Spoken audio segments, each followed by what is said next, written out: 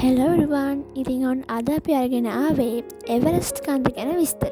අපි එනම් බලමු මොකක්ද මේ එවරස්ට් කන්ද කියලා කියන්නේ. එහෙනම් මේ වීඩියෝ එක දිගටම බලාගෙන ඉන්න.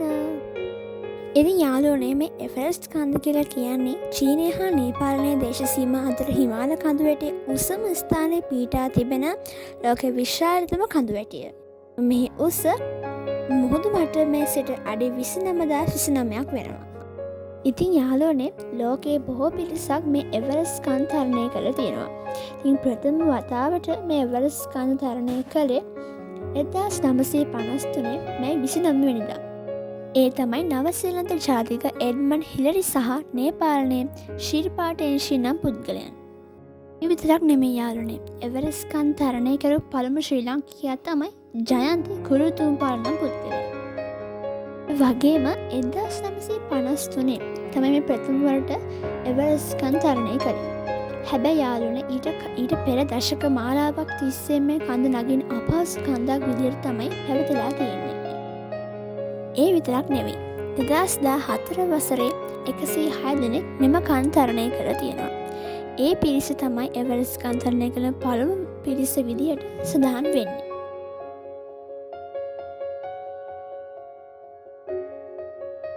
ඒ වගේම මෙම කන්ද තරණය කිරීමෙන් 227 දෙනෙකු මරණයට පත්වලා තියෙනවා. ඉතින් මේ තමයි යාළුවනේ එවරස්ට් කන්ද ඈතට පෙනෙන විදිය. ඒ වගේම යාළුවනේ මේ වීඩියෝ එක බලන අතරතුර අපිව සබ්ස්ක්‍රයිබ් කරන්නත් අමතක කරන්න එපා. ඉතින් යාළුවනේ ඔයගොල්ලන්ට අදම අරගෙන ආවේ එවරස්ට් කන්ද ගැන විස්තර. ඉතින් ඔයාලා මේකෙන් පුංචි මාර්ගයක් ඉගෙන ගත්තා නම් බොහොම ස්තුතියි. ඊළඟ දවසෙත් තවත් ලස්සන වීඩියෝ එකක් අරගෙන මම එන්නම්. ඔයාලා හැමෝටම බයි. ඉතින් මේ වීඩියෝ එක දිගටම බලාගෙන ඉන්න. ඉස්සරහට ඔයගොල්ලන්ට එවරස්ට් කන්ද පිළිබඳව මම පුංචි වීඩියෝ ක්ලිප්ස් වගේ ඔයාලට පෙන්නනවා.